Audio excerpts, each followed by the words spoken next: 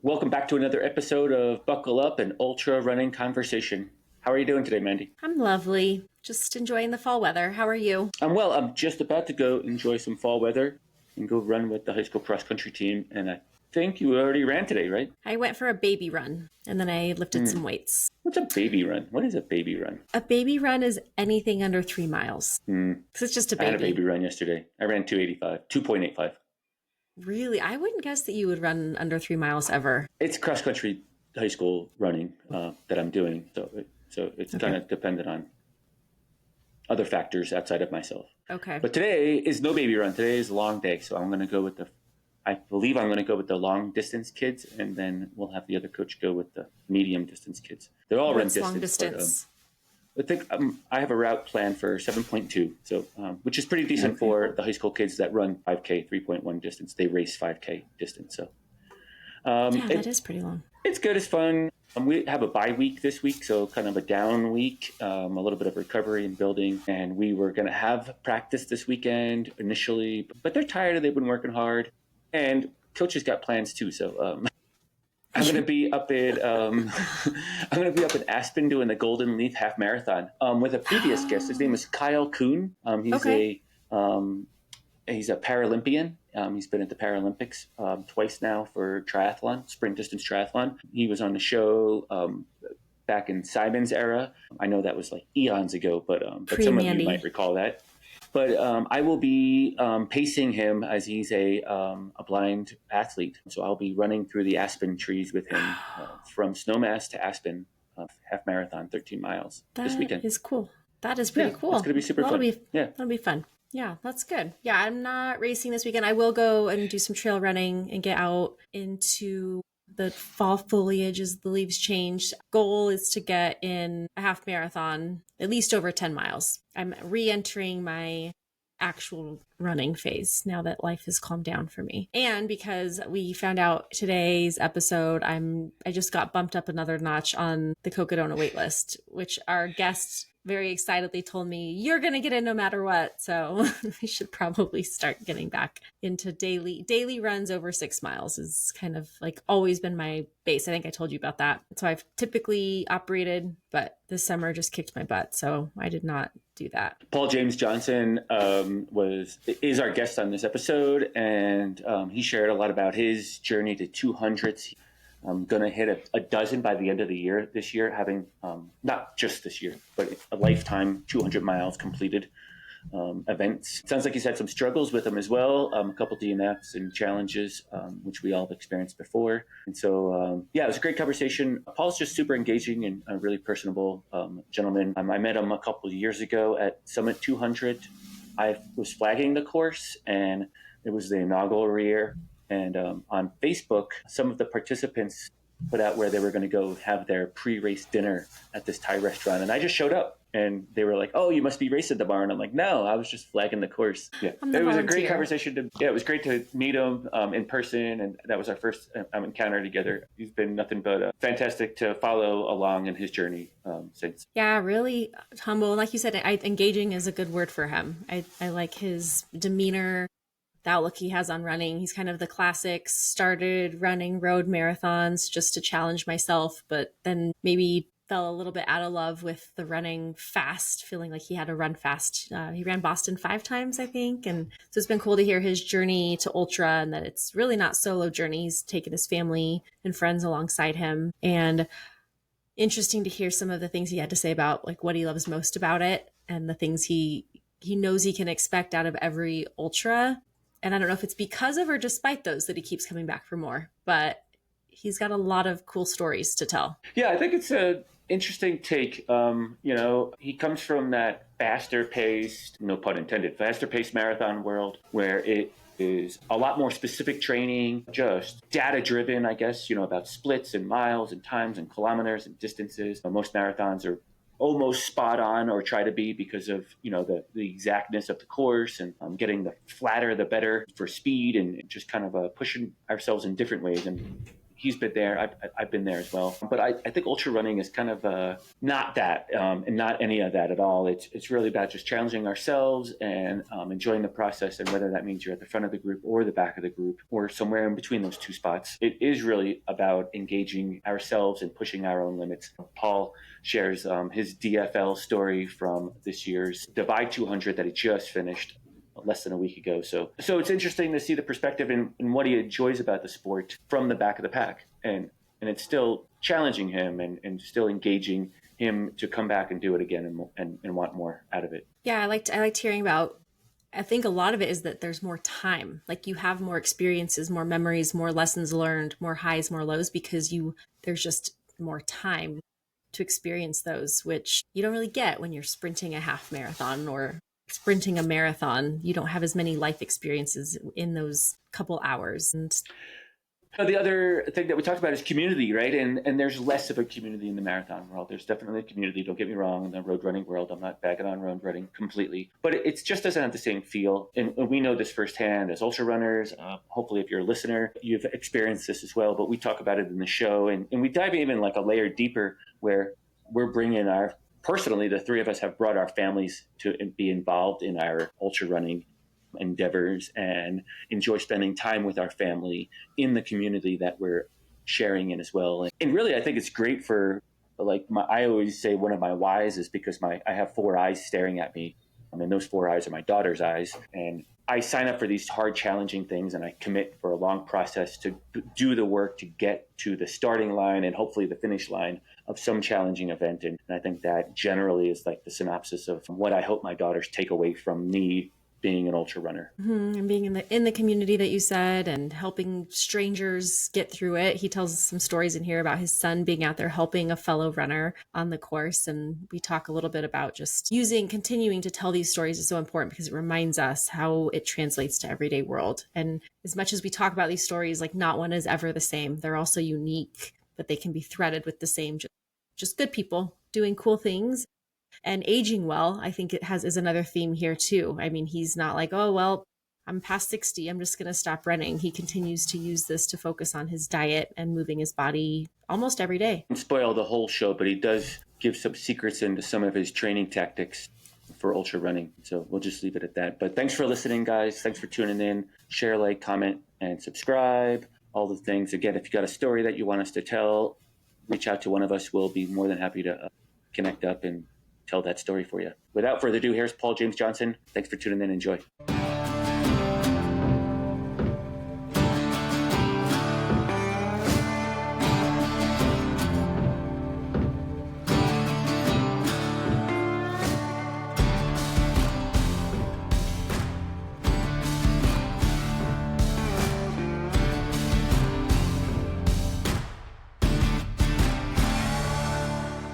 Paul James Johnson, thanks for coming on the show this afternoon. How are you doing 7 days out from the Divide 200? Hey, so thanks for having me on. It's my pleasure.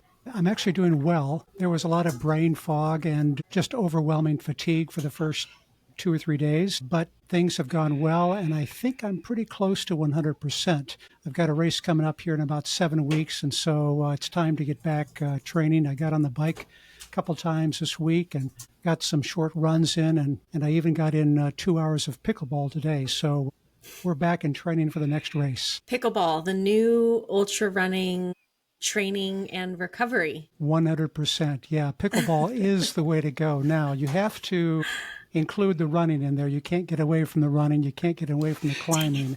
But pickleball has a nice aspect to it because you actually have to use your brain. While I'm running, I can shut my brain off unless I'm listening to the Buckle Up podcast. But otherwise, you got to keep your brain shut off when you're running. But pickleball, you actually have to think when you're out there playing, for example, doubles. You've got to think where you're at. You've got to think where the ball's coming from. You've got to anticipate what the moves are. And it's that back and forth. But it's a nice little diversion for training for long distance runs. How do you get a TSS score for pickleball in Training Peaks, Paul? Do you know how to do that? How does the equation work?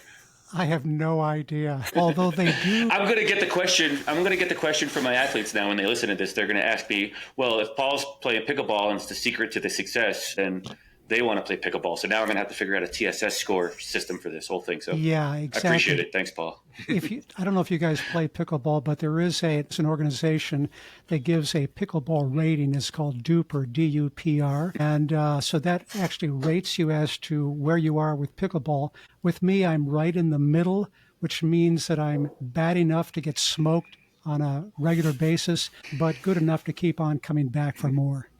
Yeah, I played once, and my girlfriends that I played with said, you should just stick to running. So I haven't gone back. I got embarrassed. No. It's a super social sport that brings people together for sure. It's a great sport. In fact, my crew chief, who happens to be my middle son, who actually crews me on most of my long distance races and is really sort of my superpower, my key to success. He is an avid pickleball player, and we've determined that at one of these races, we're going to actually step off of the course, play a game of pickleball, and then come back on the course and finish the course. So it's coming someday. Paul, first off, I'm unilateral. I can only move in the forward direction. I cannot go sideways at all. I have no sideways movements. No, not even fast either. I mean, if I do move sideways, it's pretty dang slow.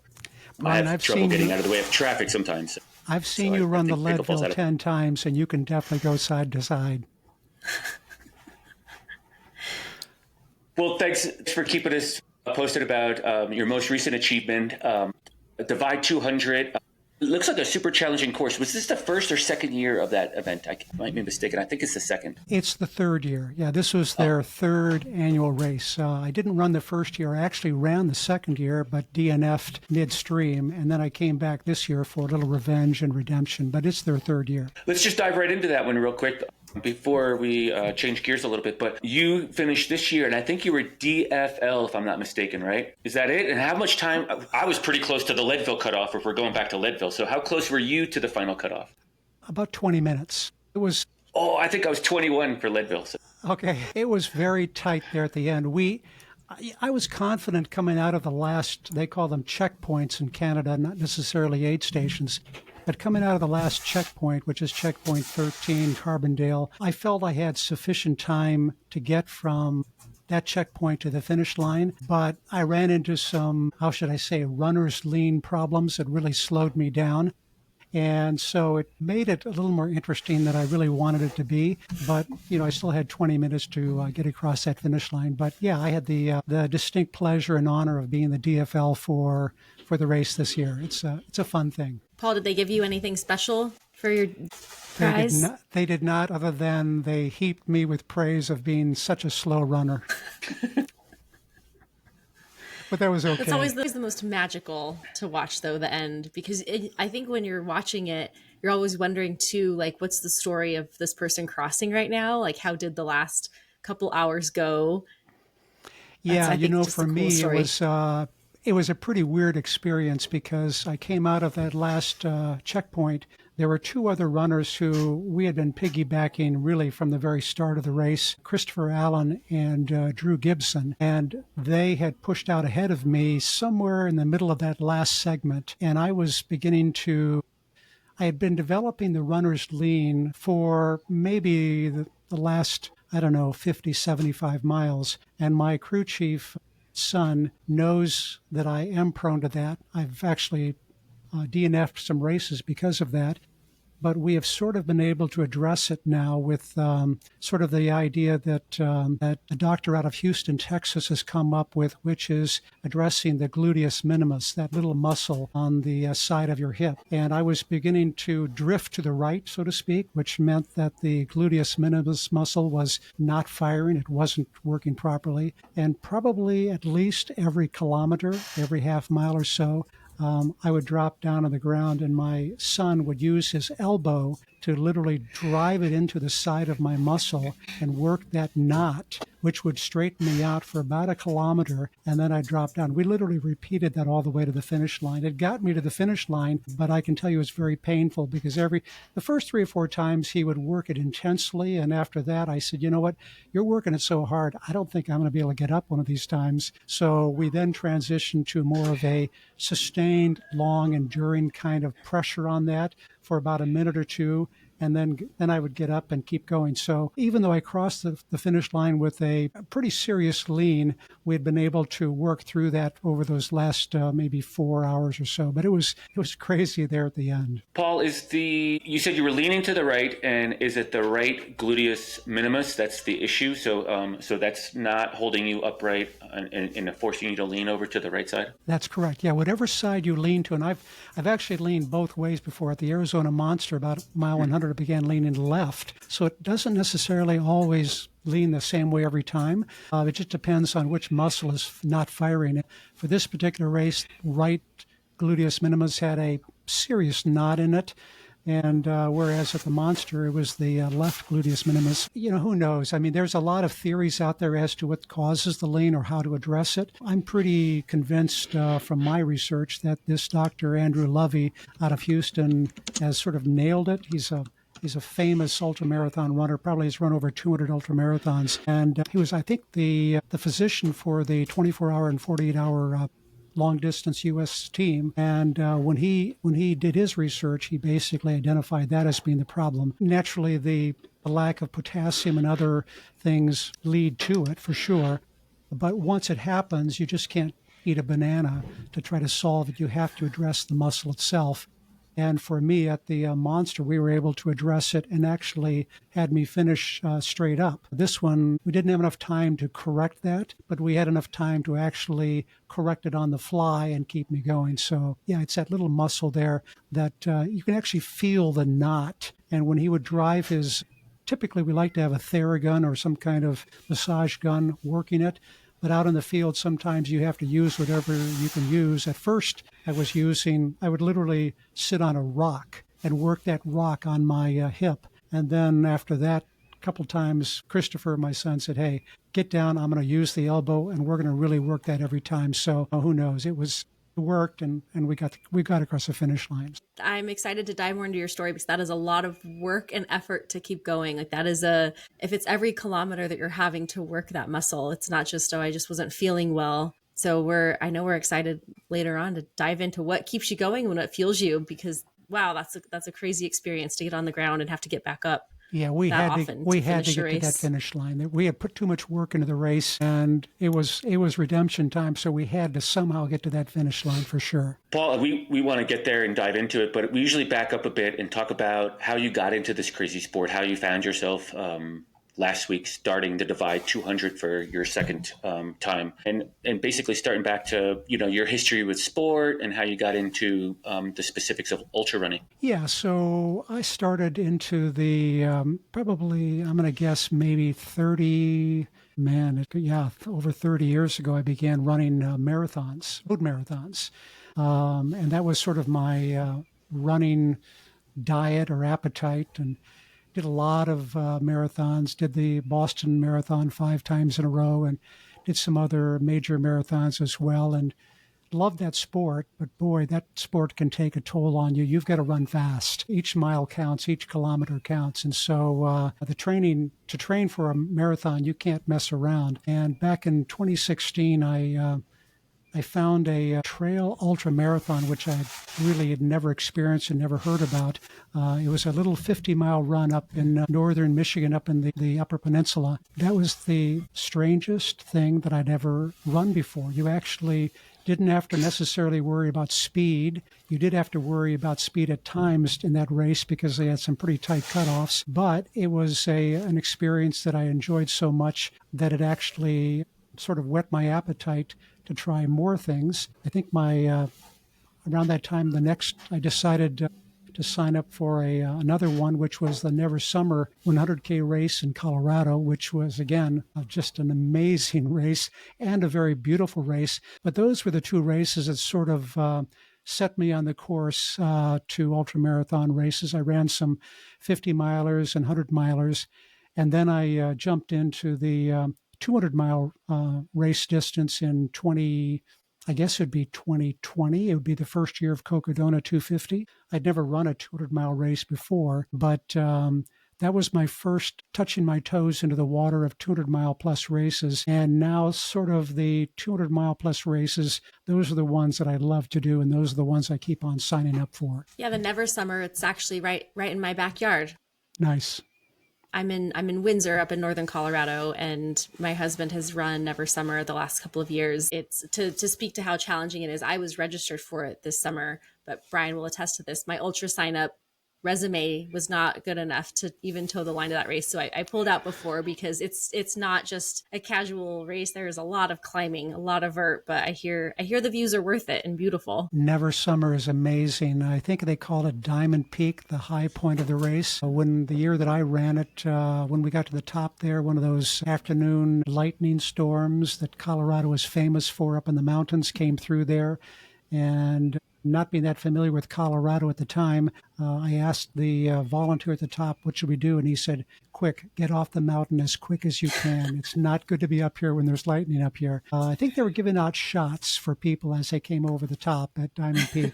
So we got down as quickly as we could. And as we hit the tree line coming down, that's when the hail hit us. And I think there were about maybe 10 of us had all huddled under the trees in the tree line to try to protect ourselves from the hailstorm that was coming through. But it was definitely a memorable experience. I recommend the Never Summer 100K to anybody. I think I've had that experience of your summer's thunderstorm here in Colorado all 27 years that I've lived here, if not twice a season. So Right. It's just kind of the way of life that we live out here in the mountains. Paul, you said that you've kind of dabbled in or kind of leaned into the 200-mile distance. How many have you finished at after this Divide weekend? I've got 11 down under the belt right now. So 11, I think I've got one more to do this year, and hopefully if I can finish it, I'll have 12 by the end of the year. Jeez, a full dozen. That's amazing. Paul, why ultra running? It sounds like maybe you started marathoning 30 plus years ago. I believe that's probably in your adult life. Why running, and then why ultra running? Like, is there some sort of force that's driving you here? What's keeping you here? And why are you still pushing yourself this late in the game here? So challenges, I love challenges. I think with the road marathons, it was always a challenge to push myself to try to get a better time. Obviously, with the Boston Marathon, you'd have to qualify to run Boston, so you're always challenging yourself with a stronger and a quicker time. At the same time, I have a great group of guys that I run with that almost like an accountability, and we challenge each other. And those guys continue to run marathons. When I transitioned from road marathons to ultra marathons, I thought maybe some of them would come along with me. None of them did. They've all stayed with the marathon distance. They think I'm crazy for doing what I'm doing. It's incomprehensible that someone would actually choose to run over 200 miles in one race. So, but yeah, a good group of guys in the Detroit, Michigan area who I run with. And there are also some guys I spend my winters in Phoenix, Arizona, and there's a good group of guys out there as well. So from the social side, the accountability, the camaraderie that comes with it. But for ultra marathon running, where it becomes, distance and several days at a time, now it becomes more not just the challenge but the adventure that comes with it, and for me that's more what it's become. It's an adventure. You start, like for example at the Divide, we started Friday morning at 8 o'clock. I knew I wouldn't be done until Tuesday. I mean, it'd be nice to be able to finish Monday or even Sunday like some of the elite runners do, but that's just not in the cards for me. But that's okay, because for me, it's the adventure of being out there and all the crazy things that happen over the course of 4 or 5 days. The deeper you get into that long distance race, the crazier it becomes. And frankly, a lot of life happens in a very compressed amount of time. When you're low on sleep, when you're sleep deprived, things become much bigger and much more important than they really are. And your reaction is a lot different. So while every one of these 200-mile races are very different, there are some very similar things that happen in each one of them. So yeah, it's more of the adventure than anything else for me. Well, what would you say are the common things that happen that keep you coming back for more in that 200 distance? Yeah, so for sure the sleep deprivation and the hallucinations pretty much happen in every one of these races. By the time you get to, sometimes I can't even get through the first night without actually taking a dirt nap of even 10 or 15 minutes. I've got a I've got a disease called Hashimoto's disease. Some people may know about this, but it's basically a hypoactive thyroid and your thyroid regulates a lot of things, including your energy drive. And so with Hashimoto's, it also could be a superpower of mine in the sense that I can drop down at any time during a race and fall asleep within seconds. And if I have my alarm set for 2 minutes or 3 minutes or 4 minutes or even 5 minutes, it'll wake me up. But it allows me to be able to sleep very quickly. But at the same time, it does create situations where I need more rest than I think other runners need. And so trying to get that through that first night is very difficult. I definitely use caffeine pills to try to keep myself alert. And I definitely use things like a caffeinated gum. Rev gum is one of my favorite ones, where it'll give me a quick pickup for maybe an hour or two. But so that sleep deprivation is definitely, it happens in every one of these races. And then when you get to the third or fourth night, where you've only had maybe, I think at the Divide, I added up, I had 5.5 hours of sleep over the course of from Friday through Tuesday. That can create some really weird things. And the truth is that there are also these low moments that happen in every one of these races. I mean, certainly that happened at the Divide. I think it was maybe the third night where I wasn't even sure why I was there or what I was doing. And maybe if I just walk off the course and disappear, no one will ever know. I mean, totally irrational thoughts go through your mind. And those are all similar things for sure. Do you find loneliness in that? Is that kind of what drives that? Is that just, I'm out here by myself and I haven't seen anyone really in days. And so then that must just mean that I don't matter. Is that kind of a... Yeah, good question. I wouldn't say it's loneliness so much as losing my mind and losing my perspective and losing my ability to rationally think. I've never really been one that needs someone to be with me, although I've had for several of these races a great crew, not only of a crew chief, but also pacers as well. Some great pacers that have been with me. In fact, my youngest son is unstoppable when it comes to pacing me. He can go for miles and miles and miles. And I've got a brother-in-law who does the same thing. So while I love them being with me and they're great comrades, by the same token, I can go for miles and miles out there and enjoy being by myself. But I also know that the deeper I get into the race, I don't think necessarily in a rational kind of way. So, for example, at the Divide, clearly what I was thinking at that particular segment, my son had just left me at the prior checkpoint. He had paced me for roughly around 75 kilometers or so. And so I had roughly about a 20 kilometer, maybe a 13 mile segment to the next aid station. And it was 2 or 3 o'clock in the morning. I just wasn't thinking clearly, and I was very, very sleepy, and basically, I had lost my mind. I was trying to find it somewhere in the mountains. It's hard to pull back in those moments, Paul, and it sounded like you didn't have a pacer at that particular moment this time around at Divide, and other times maybe you do have a pacer, and that kind of helps you bring it back centered and more focused. But so how did you pull through on this particular instance at the Divide to bring it back together to be more rational? Right. So that was it was also a technically challenged segment. I was having at the Divide, I can't explain why, but my iPhone, which I rely on heavily for navigation, I've got the GPX file in it.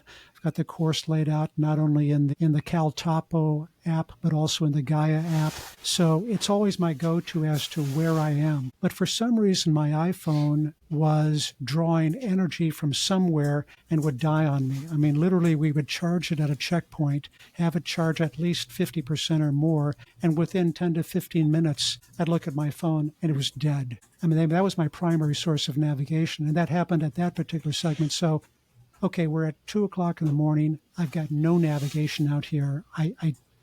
Without the reflective course markings, I'm in trouble. And then on top of that, cascading problems. The other problem was that my lighting system, my waist light had gone out.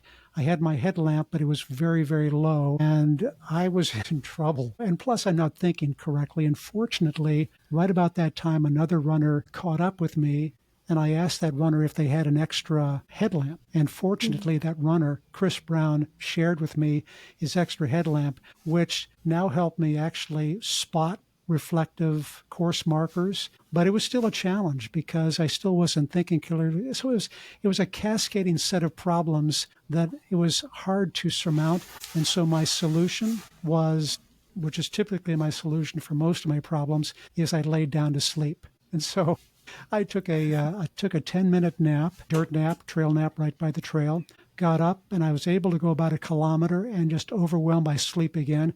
Took another 10-minute nap, got up and said, let me see how far I can go. Got a couple of kilometers in. And I said, I need more than a 10-minute nap. So I went down for a 15 or 20-minute nap. And that was what I needed to get me to the next. I think that was the last nap I took during that particular segment that got me to the next checkpoint. For me, oftentimes the solution is just to get some rest. Even if it's only 2 minutes or 10 minutes or 15 minutes, get some rest. There was an earlier segment where when my son was pacing me, I think we were with another runner. You may know her name, Andrea Moore. She's done a ton of these 200-mile races. And so the three of us were working through the night. I think it was the night before. And again, I was going through a very sleepy, almost a nauseous period of time. So my son proposed to me and Andrea. He says, tell you what, he says, we're going to work hard for 20 minutes. And then I'm going to give you a 3-minute break. He says, 23, Michael Jordan. This is a winner. That's his number. So 20 minutes of working hard, and then I'm going to give you 3 minutes. You can lay horizontal whether you fall asleep or not, and then we're going to do it again. We did that over and over. And honestly, after the race was over, Christopher, my son, told me, he says, I was actually cheating on you. He says, I wouldn't tell you that sometimes we went 30 minutes or longer. He says, I would sort of size you guys up and see whether you're working hard. And if you're still working hard, he says, I extended the time and just didn't tell you. But that got us through a very tough segment as well. So it's good when your crew chief pacer is actually playing games with your mind. Totally. I was wondering if Christopher is available for the Tahoe 200 next year by chance. I might be there. He's not. His price is very high. I was going to say, I think you probably just landed him. Now everyone's searching him because that's a pretty cool pacer strategy. Yeah, and for him, nothing is sacred to him. Now, there's nothing sacred about the ultramarathon run. It's just we're just out for a run in the park. So don't get too serious about yourself. Sounds like a bit of a family affair, Paul. Have they jumped in outside of the pacing and crewing duties to run their own races? Have they found that to be something they're interested in as well? Yeah, so it's my two younger sons who are actually, my youngest son, Jeff, who does a lot of the pacing for me, and Christopher, who does a lot of the crewing for me. In fact, the truth is Christopher would prefer just being the crew chief and not doing the pacing, although he's definitely athletically up to jumping in. But Jeff has never really run or has never had an interest in running an ultramarathon or a marathon for that matter, although he's physically fit. But Christopher, he and I actually did that Never Summer 100K race together. We actually ran it together and commiserated the whole time from beginning to end. Yeah. Climbing up Diamond Peak, taking 10 steps at a time, stopping, breathing, taking 10 breaths, and then taking 10 more steps because it's so steep. Yeah, we remember that. That was crazy. The hailstorm, yes, we do remember that. It was crazy. I think that's such goals for everyone. Not only just, obviously we love running and ultra running for what it does. And we all think it can change the world because it puts us in these experiences where we have to dig deep and get through obstacles that we carry through life. But even more so, like how magical to be able to share those moments with your family. And I think the family bonding, it's clear that you're embodying that comes from being able to help each other through those challenges in a situation that you choose and that can be very dark and heavy, but also can be cured with a little bit of sleep and love, and to not take it so seriously, but that you can take those lessons into your family life. And I'm sure that's been super impactful to your children. And it's probably why they're still showing up for all the crazy you're putting them through. 100%. Yeah. It's a couple of things come to mind.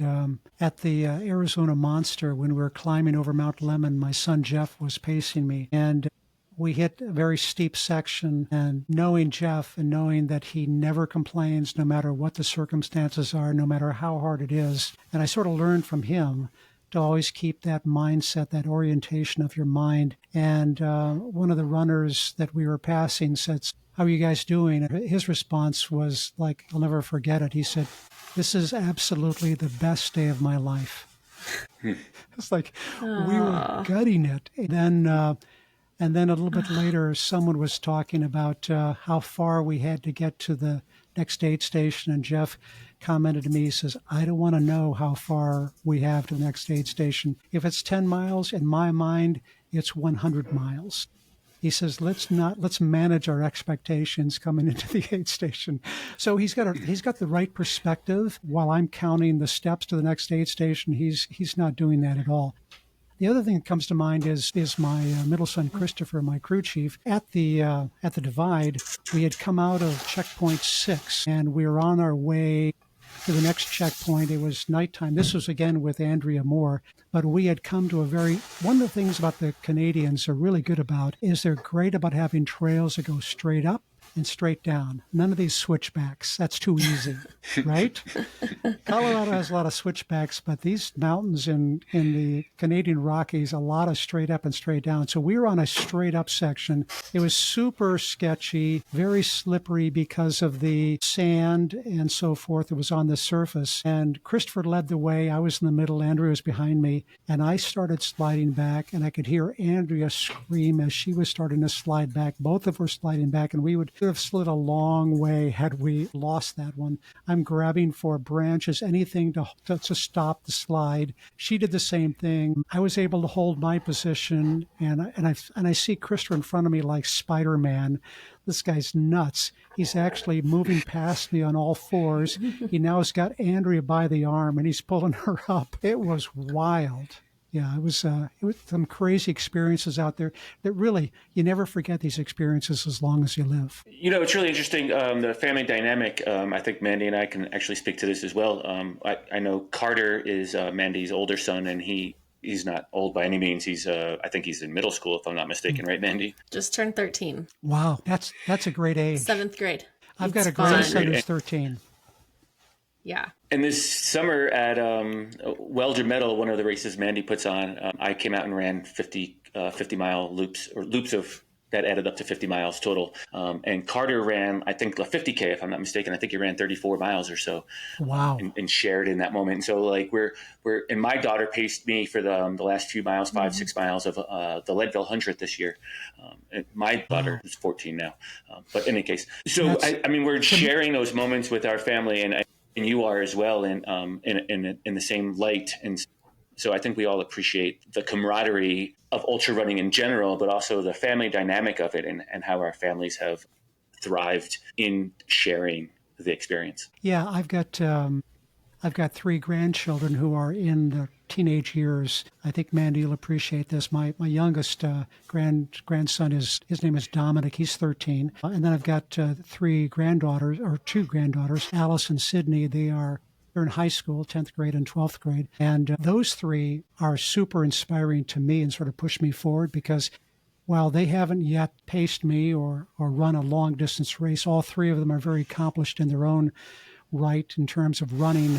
Allison's got a full ride scholarship to the University of Colorado. They live in Florida, but she got her scholarship right out coming out of her sophomore year for her long distance running in terms of the 1,600 meter and the 3,200 meter. I think she actually took the first place in the state of Florida for cross country that year. And Sydney, the 10th grader, she's right on the heels of her older sister. And then Dominic, he's also extremely fast. Now, they think I'm crazy for running as slow as I do over the course of 200 miles, but who knows? Maybe they'll be running ultra marathons someday. Yeah, and I think your story, just how you got into ultra, going from the very fast, demanding. I think our youth that are running fast cross country or fast track, at some point for some people that love for that stress on the body, the demand in that way fades. And it's so nice to have ultra running to fall back to, right? If you're like, okay, I'm just done running fast. I just want to zone out and find difficulty in other situations. And so I think it's important for our kids. We talk about this a lot. Brian's a coach. And I think it's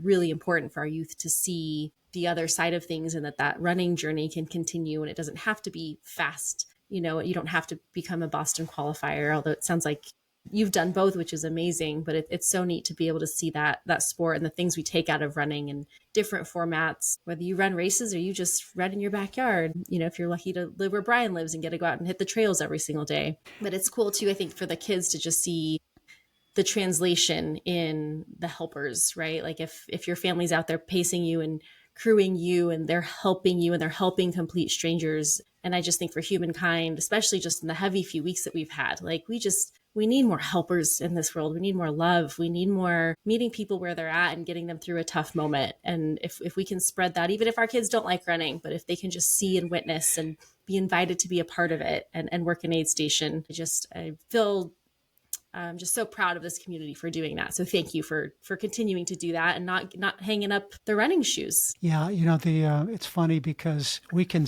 get so focused on a lot of the negative things that are happening, but the running world can be a very positive thing. And a lot of that positivity comes with the people that are in the running world. When you come into aid stations or Canadian checkpoints or whatever it is, you're always met by volunteers who are super positive and want to help you in any way they possibly can. And that, I mean, you guys know this, it just happens over and over and over. And, the things like discipline that are required for preparing for runs and things like that, these are things that it's not easy to do, to get up every day or to get out every day and get a run in or get a ride in, or I suppose it's easy to play pickleball every day, but for the running, it's always a challenge. I can tell you at the Divide, kudos to a couple of volunteers at one of the aid stations, Linda Shaughnessy and Jerry Diesel D. These two volunteers, when I came in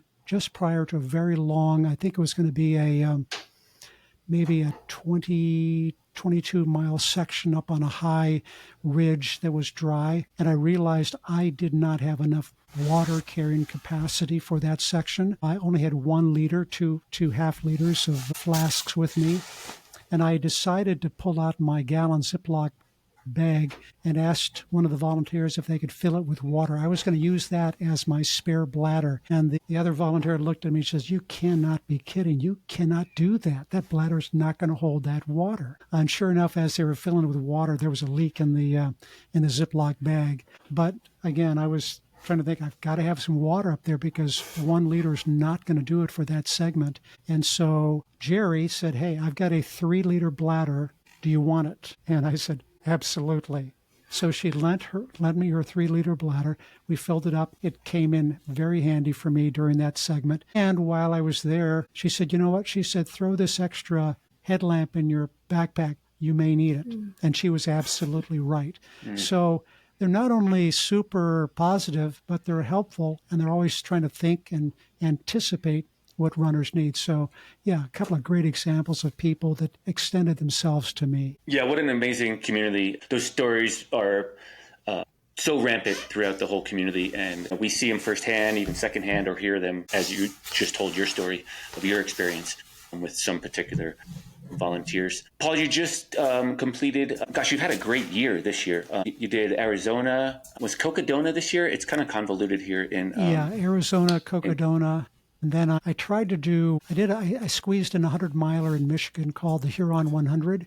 And then I tried to return to the summit, but don't tell anybody, but I got a pickleball injury on July 1st that blew out my left calf, and it hadn't healed. I mean, I still tried to do the summit, but I could only get 40 miles in before, I realized I couldn't keep going through those mountains. And so I went ahead and stepped off the course at the summit, and then came back for the Divide in September. I was going to ask about pickleball injuries, but then I was like, no, because I'm not going to jinx him. That takes all the pressure off my question now. Yeah, it's weird because it was a weird injury. As no one hit me. I wasn't doing anything crazy at the time. It's just all of a sudden my left calf seized up, and then it took me a good 4 weeks.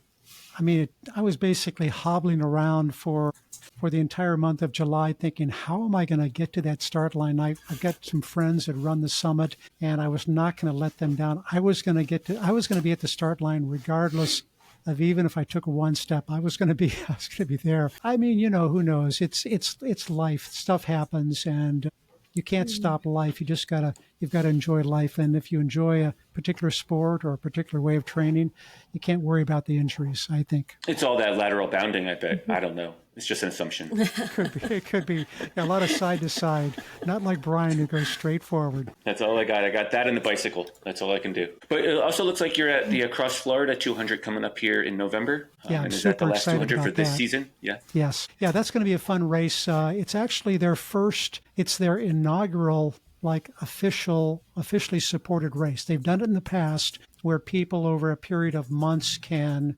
submit that they've actually run the course. But this is the first time that they're actually hosting it as a officially supported race. So, and I love inaugural races. Give me an inaugural 200-mile race and I'll sign up for it. But I've got that coming up, and that's going to be pretty exciting because that actually starts not too far north from where my grandkids lives. Hopefully I'll be able to kill two birds with one stone and see them as well when I'm down there. But yeah, it's going to be very flat compared to, for example, Never Summer or the Summit or Cocodona or even the Divide for sure. Yeah, does it offer a 100-mile distance? I feel like I had a friend do the Across Florida 100 on his own last year. It's a 200-mile distance. They start just north of Tampa along the Gulf Coast, and they run to St. Augustine Beach on the Atlantic sides. It's apparently that cool thing of running across the peninsula of Florida, I guess. I believe last week's guest, Andrew Kelly, was going to be there. I believe last week's guest on the show, whose episode just came out last week, I'll look for is going to be there as well. He's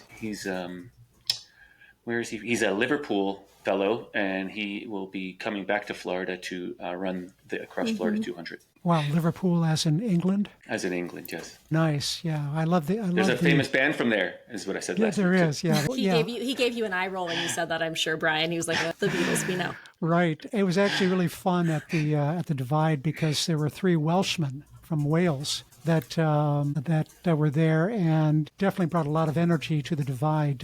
Nicholas Lyons, Daniel, I think his last name is Morgan, and Christopher Allen. The three of them were a lot of fun out there. And apparently, I guess Nicholas Lyons is the new race director for, I think they call it the Wild Horse 200. It's basically running across Wales, so might be a race I'll have to check into. I've also looked at seriously considering the Thai 500. It's apparently a new race put on by Torex.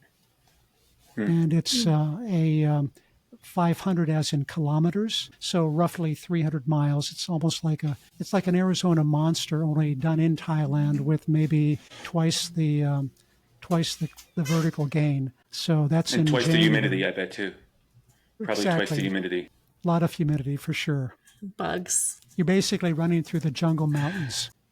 Well, geez, those sound like super challenging. Again, to go back to Andrew, we were asking him some of the differences from European races to the stateside races, and so I think he might be one for the 200 over there that you were mentioning. Yeah, in fact, I was talking to these guys from Wales, and they said they don't do course marking over there. I don't know. Yeah, I was talking to someone else about that too, just that there's not as much, so they're more affordable to participate in, but it sounds like there's a little bit less hand-holding too. It's a little bit more understanding the course and where you're at. And I'm sure that's ever evolving with new races popping up, but that surely would make it less time consuming for the race director to manage. If it was just, here's a map, follow it, we'll see at the end. You mean every race doesn't put out flagging every quarter mile like I did for Summit 200? and for my race? No, they don't. I mean, it's so funny to what we get runners accustomed to, right? And what people expect. But I think it's the expectation. You have to know what you're getting when you go into it. And yeah, to that point, Mandy, I think that overseas you tend not to see as much pacing as you do here in the U.S. Mm-hmm. In fact, I know for the Thai 500, no pacers are allowed. So they expect you to be on your own. Yeah, I mean, that's fair, as long as everyone's upfront about the rules and regulations of their event.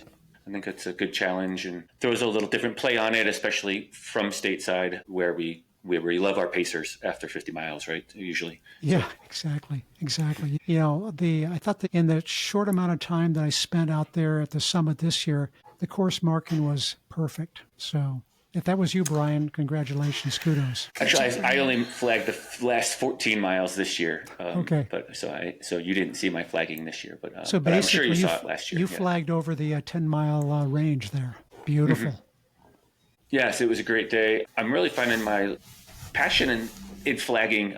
It's not about me, but we do want to get back to you. But I really love flagging courses. I've then helped Mandy and flag some more of the Colorado Trail back by Duck Creek area later on, a few weeks later for her event. So I've done some volunteering when it comes to flagging, especially in picking up, like sweeping the flags. In fact, this past spring, I think it was called the Elephant 50 Mile. It's one of the Aravaipa races down in Arizona. Mm-hmm. And I ended up flagging with a partner, Kevin Russ, who he's the one who actually, him and Jameel Curry were the finalists in that. Mm-hmm. I forget what they were. Chipotle Challenge? The Chipotle Challenge. And Chipotle Challenge. so I got the whole story from Kevin as to how that worked down as we were sweeping the course. It was great. Will that be a thing again for us? You think that's a thing again? Will we be doing the Chipotle Challenge again? Boy, I hope so. I think. Yeah. I mean, I we need something in February, last year, so but it's perfect timing. Yes. Yeah, they need to bring it back for sure. Yeah, for sure. Sign me up for that one. Yeah, we love our Chipotle, our rice and beans. Give me some of those rice and beans, extra black beans, extra white rice. Hits a spot every time. Paul, you have Across Florida here coming up in a few weeks. It looks like you're also in the summit for next year, 2026. Anything else on the calendar besides the two overseas events that you already mentioned? So I will do Cocodona again. You will not find me on the list for Cocodona because, as you guys probably know, when Cocodona opened up their registration for the 2026 race, that registration literally within 10 seconds had completely filled, and the wait list went from 0 to 10,000. It was unbelievable. And even though I was locked and loaded on my computer, ready to go, I still didn't get in. I think my server wasn't fast enough, to be honest with you. So, so I'm on the wait list, but I'm on the wait list at number 9, which I feel pretty good about. I wonder where the other one is at here, Mandy. Where are you at on the wait list? I'm looking right now. I think she was 100. You were 100 when you initially started, right? I think I was 120 when I started. Okay. I was above 100, but I looked the other day because I let Brian know that I'm back to running and I'm training. And he's like, you should be, because what if you get into this race? So I looked. I think I'm like 112. Oh, I'm 111. I went up one. You're good to go, Mandy. I think that I can tell you from last year, and I don't want to speak for Steve Adderholt, the race director, but he's really good about trying to get as many people in there as he possibly can. But last year, I think I started at 130, 135 maybe. And when it was all said and done, I was at the start line. So even though you're at 111 or whatever it is, I think that the odds are pretty good you're going to get in. So Paul, last year, do you remember when you got the invite last year? Like how far before the race? Yes, it was probably, I think 6 weeks beforehand. Yeah, I had plenty of time I assumed I was going to get in, to be honest with you. Even though last year it was sort of strange because I think it was probably in January this year, so it had been maybe 4 months before the race started. We got an email from the race director saying, if you're still on the wait list, you're not going to get in. And I was still on the wait list. I was at that point, I think 30 or 40 deep into the wait list. And you never know from the race director standpoint what kind of information they're getting from the Forest Service or from other sources or things like that. So I had taken that to mean that I was hoping I would get in, but maybe not. But then within a couple of weeks later, all of a sudden things reversed. And all of a sudden a lot of people, literally a lot of people got in front of me, and I got in as well. So, in fact, I think the wait list actually cleared out completely by the time the race started. If you were on that wait list, you got into the race. This year, I probably don't think that's going to happen because I haven't seen the wait list lately, but it seems like it was over 600 the last time I looked at it. So, but I think your chances, Mandy, I don't want to speak for Steve Adderholt as the race director at Mandy. I think you're in. So you're also saying I should start running more. Great. For sure. And speaking of running, what does your training look like for all of these multi events a year, the 200-mile distance? My usual, if I'm in my usual routine is to do a 6 days a week with 1 day rest. My rest day will be either Saturday or Sunday, depending on which day I do a long run on. And so I will have a long run on either Saturday or Sunday. And by long run, I mean maybe 15 to 20 miles. And then during the week, Monday through Friday, I usually typically do like maybe a 10 or 11 miler on Monday, Wednesday, and Friday, and then roughly maybe a 6 or 7 miler on Tuesday and Thursday. So that's sort of my general routine if I'm in that routine. So I typically can get in maybe 60, 70. If I'm at a high point, I might get to 100 miles plus in a week, but those 100-mile plus weeks are typically maybe 4 weeks out from race date. By 2 or 3 weeks out, I've definitely begun to lower the mileage for sure. Paul, this would be, once Mandy gets in 6 weeks before the start of Cocodona this coming year, this will be Mandy's first 200. And some of our listeners, just generally, what are some suggestions that you have for somebody getting into the 200s and maybe more specifically for Mandy with Cocodona? Generally, I would say just have a lot of time on feet. Even if you're not out running, like for example, one of the things I did a few years ago is when I'm working at my computer, I'm at a stand-up desk. I try to stand up as much as I can, whatever I'm doing. So you're on your feet. So that's taking energy and that's requiring you to work your legs and your feet and your muscles. I also, it depends on the individual in terms of the distance you want to put in per week, but you definitely have to put some miles in, even if they're slow miles, even if you're just hiking. So those generally are the things that I would say are really, really important. Try to keep yourself in as good a shape as you can. I don't want to tell people how to eat, but my diet tends to, this is probably a topic that might create some problems with some people, but I don't take any dairy or meat when I eat. I try to incorporate more of a vegan, vegetarian diet, a lot of pasta, whether it's rice or pasta or whatever it is, but a lot of carbs. But your diet is important. You're going to find as you prepare for these 200-mile races that you can't eat enough and you're losing weight because of all the energy you're putting out there and all the calories you're burning.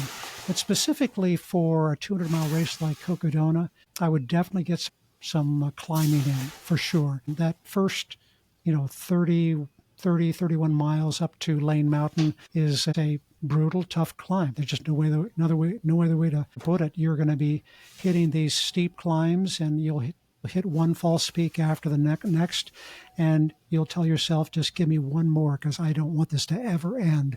I want this to go on forever. I'm just kidding. But a lot of climbing, like what I would do when I'm in Arizona training for it, there's a mountain nearby me called, what is the name of it? Goldwater Peak. And it's at roughly 4,000 feet, but it starts about 1,000 feet. So it's 3,000 feet of climbing, but there's some really good steep sections. So if you can find a mountain, like you're in Colorado, so there's lots of mountains around you, find some steep stuff and just get definitely some climbing in. It doesn't have to be fast. Just has to be some good climbs and working those leg muscles for sure. So those are the kind of things. I mean, for whether it's Cocodona or for another 200-mile race, a friend of mine at the Divide, Stuart Shutter, he has great advice, and he says, make sure you have a lot of carbs and a lot of calories with you at all times. You need that fuel for sure. Yeah, good tips, good just kind of general ultra running tips. And I think it always comes back to just your daily routines, being active, eating well, staying hydrated.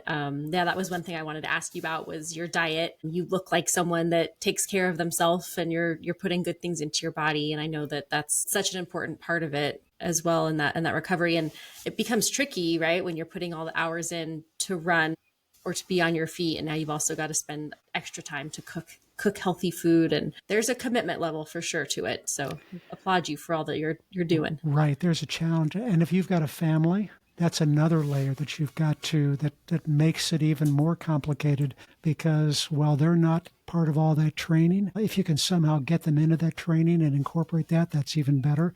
But that's clearly, it's easy, sort of easy for me because I'm at the stage of life where my kids are grown, and so I don't have to worry about kids and those challenges anymore. So clearly, there's a lot of things to think about and a lot of challenges that you've got to overcome for sure. Yeah, I've definitely had to overcome those. There's kind of some shifting that has to happen in our schedules. My husband runs ultras as well, and so when we're both knee deep into training, there's just a lot of give and take. But my kids have become accustomed to mom leaves at 5 a.m. gets back just in time before it's time to go to school for the weekday runs. And I say this just as encouragement to those that are listening, because like you said, it's really hard to balance all of this. There's no balance. There's just some buckets get more attention than others at these times in our life. But for my household, there's really no such thing as like the laundry gets dried and folded and put away. It's kind of like the laundry gets dried and everyone has clean clothes, but you're on your own. If you're wearing wrinkly clothes from the dryer or from the laundry basket, or maybe you put it away. And so some of those sacrifices that come with it, but I think getting them involved in it is always important too, which you got your family out there crewing and pacing you. My family's the same way. When they're little kids, it's getting them out and riding their bikes while you're on a long run. So it's doable, but it's not easy. Yeah, I agree with you 100%. And I think that, to manage your expectations is really important. There is no perfect training plan. There's no time where anybody's ever going to get to the start line and say, wow, my training has been perfect. I feel absolutely perfect for this race. It doesn't happen. And so there's an element of managing of your emotional well-being as well as your mental well-being, because anxiety can be, for example, if you go to any of these races, like most recently at the Divide, I think there were 50, maybe 51 runners who started. And if you had opened up every one of their minds at the start line, you'd have seen all kinds of anxiety just pouring out of those minds. Mm-hmm. Those who had never run a 200-mile race before, those who had and perhaps had run into some physical challenges or otherwise. And so now you're at the start line. Now you've got to run 200 miles. You've got to climb 40,000 feet, 40,000 feet up, 40,000 feet down.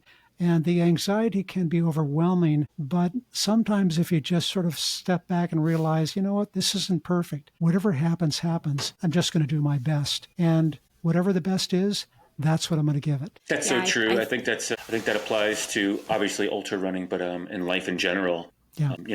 There's a lot of things going on in our lives. Mandy and I have young families, and that just covers the blanket of like we're trying to do the best that we can with what we have at the moment. And right. maybe it's peanut butter and jelly sandwiches tonight for dinner, because that's basically where we're going to get to at 8:00 tonight. But between that and homework and all right. the sporting events and crunch time, right? Right, exactly. I think it teaches our kids too that it's not all about them and everything being perfect all the time. It teaches them flexibility, and everyone in this family has goals and schedules and needs, and I think it helps to create kind of a well-balanced family, if you will. Yeah. If you're I mean, with challenges, you got to remember to be kind and to be considerate to those around you. Okay, because you're not the only one. It's not about you. It's about those around you and what's important. I mean, your families are important to you. They're probably much more important than finishing a 200-mile race. So the 200-mile race is like a bonus, but the family, your children, your families are much more important for sure. That's great. That's a great ending to the whole conversation, Paul. We appreciate your time and loved hearing your knowledge. We'd love to have you back on too again sometime in the future. Absolutely. Just because the conversation's always engaging with you. I appreciate your time. I appreciated meeting you. I think it was at the summit in 24 at the Thai restaurant, and that's how I knew that you were a vegan or a vegetarian, right? You've got a great memory. Yeah, it's been fun. Thank you so much for inviting me. I've enjoyed my time and meeting Mandy at this podcast. That was fun. Where can our listeners follow along with your journeys, Paul? Probably the best place is on Facebook or Instagram. I'm on both. Just look for I am Paul Johnson on Instagram or Paul James Johnson on Facebook. Thanks again. We'll keep tabs on you and keep checking back in. Thanks for your time today. Thanks, guys. Appreciate it. Have a great one. Thanks, Paul. Okay. Talk to you later. Too. Bye-bye.